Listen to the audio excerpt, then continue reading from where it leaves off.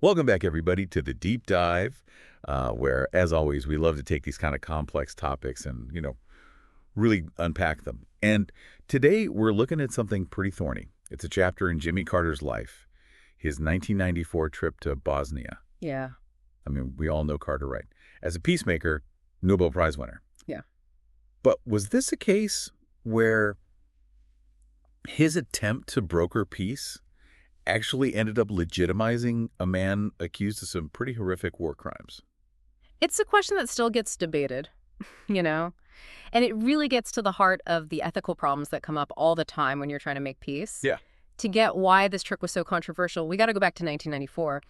Bosnia was in the middle of a brutal war, more than 2 years of fighting at that point. Okay, so for those of us who don't remember all the details, can we kind of recap what was going on there? What was the situation? So basically, you have the Bosnian government, which, is an internationally recognized government. Yeah. They're fighting for survival against the Bosnian Serbs who are trying to take territory for themselves. And this conflict was especially awful because of the tactics that the Bosnian Serbs used.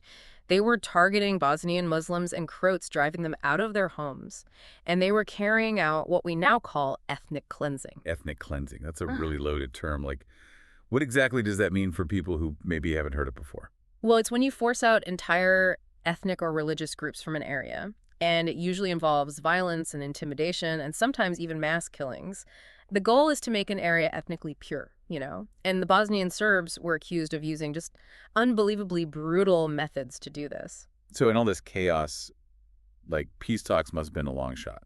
Yeah, almost impossible. The international community was trying to be a mediator, but the Bosnian Serbs, who were led by this guy, Radovan Karadzic, they were proving to be really difficult. Right. They had been accused of some of the worst atrocities of the war, and it really felt like they weren't interested in a peaceful solution at all. So then Jimmy Carter kind of appears on the scene, right? It's the winter of '94.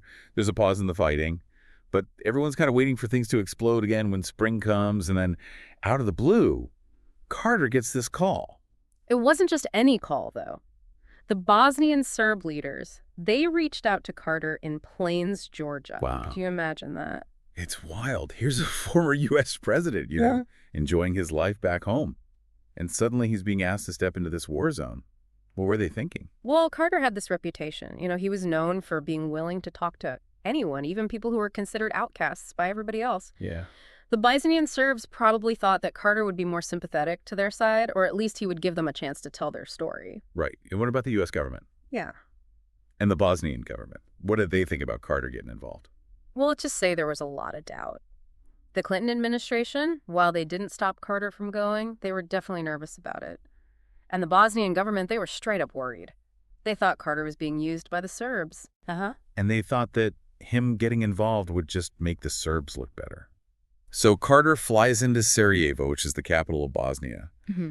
And right away, it's clear he's in a very tense situation. Absolutely. He sees the destruction firsthand. I mean, the city was still recovering from the siege. Yeah. And the Bosnian government, they're not exactly warm and fuzzy toward him. Yeah. They see him as a potential problem, someone who could accidentally mess up their efforts to get a fair peace. But then he goes to Pale, right? Which is the Bosnian Serbs' stronghold, and it's a totally different vibe over there. Yeah, complete opposite. It's like a welcome party. They're happy to have him. They want him to hear their side of the story. Right.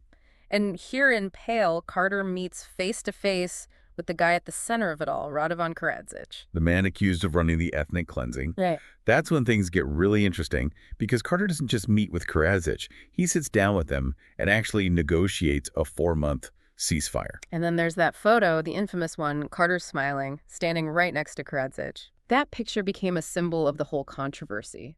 A huge win for the Bosnian Serbs in terms of publicity. And for the Bosnian government, it was like a slap in the face. It's such a tough situation, You have Carter, who's committed to peace, and he manages to get a ceasefire that could save lives. But then you have him shaking hands and smiling with a man accused of terrible crimes. Exactly. And it raises these big questions like, did Carter, trying to make peace, end up making Karadzic look respectable? Did it make it seem like the world was willing to ignore his crimes just for a temporary break in the fighting? So, what did Karadzic actually get out of this meeting besides the photo op? Was there something real he could use? Oh, there's no doubt. That meeting and that picture gave Karadzic a huge PR boost. He could now present himself to the world as a reasonable leader, willing to talk, while the Bosnian government was left feeling betrayed and like they'd been pushed aside. we're stuck with this picture of Carter and Karadzic, and it really shows how messy peacemaking can be. So did what Carter did actually help, or did it make things worse? That's the big question, isn't it? And to make it even more complicated, the ceasefire that Carter worked out, well, it didn't exactly stick. Right. By summer 95, they were back at it, Yep. full-blown fighting again.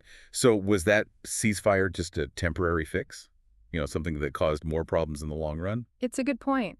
Some people who study this stuff, they think the ceasefire actually gave the Bosnian Serbs time to recover and rearm. Oh, wow. So in a way, it dragged out the conflict. And get this, it wasn't even Carter who brought a real lasting peace to Bosnia.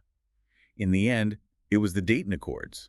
Those were negotiated by the U.S. government and some others. That's right. So it makes you wonder, did Carter getting involved actually slow things down? Did it give the Bosnian Serbs this false sense of legitimacy, a chance to get stronger when maybe they should have been facing more pressure from the world?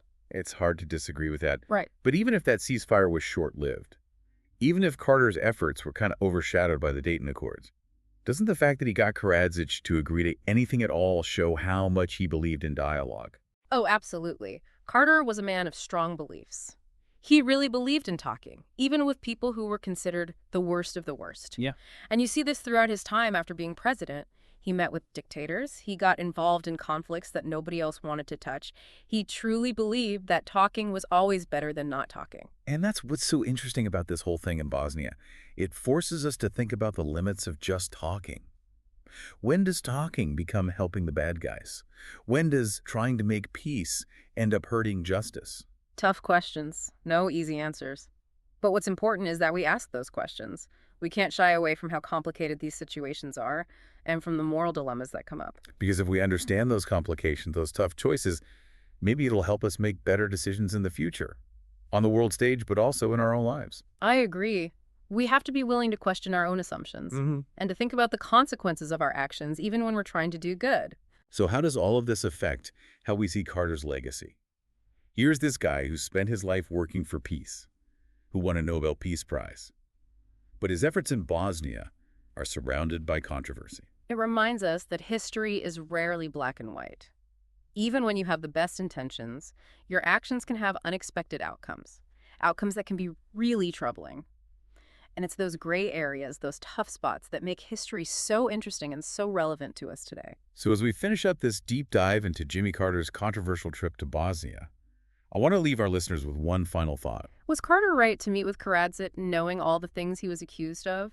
Was it a naive move that backfired? Or was it a brave act by someone who truly believed in the power of talking even when facing evil? Yeah, it's a question people are still arguing about. And I think it says a lot about how we remember Jimmy Carter, the good and the bad. Definitely. And it makes us think hard about what it means to try and make peace. Like, is it always about getting peace no matter what? Or are there lines you shouldn't cross?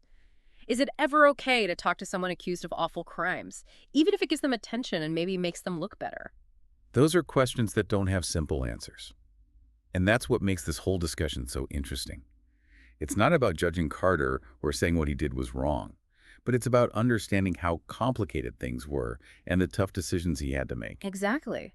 And realizing that there are different ways to see these things. What looks like a clear choice from one side can look totally different from another. And for our listeners out there, some people might be thinking, why does this even matter? It was a long time ago. So why should we care about this controversial meeting? Because the problems Carter ran into in Bosnia, we still see them today. You see them in conflicts happening all over the world. Leaders and diplomats asking the same questions about how to get involved, when to compromise, and how to try and make peace when there's so much violence. Right? It's a reminder that history isn't just about the past. It's about understanding what shapes our world today and the choices we have to make as individuals and as a whole planet. And I think it's important to point out that Carter's dedication to peace went way beyond just that trip to Bosnia. He kept working for peace and justice his entire life, and his efforts have had a real impact on the world. Absolutely.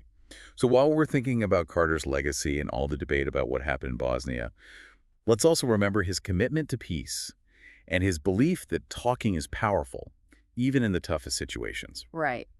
And let's keep asking those hard questions, keep questioning what we think we know, and keep striving for a world where peace isn't just a dream, but something real.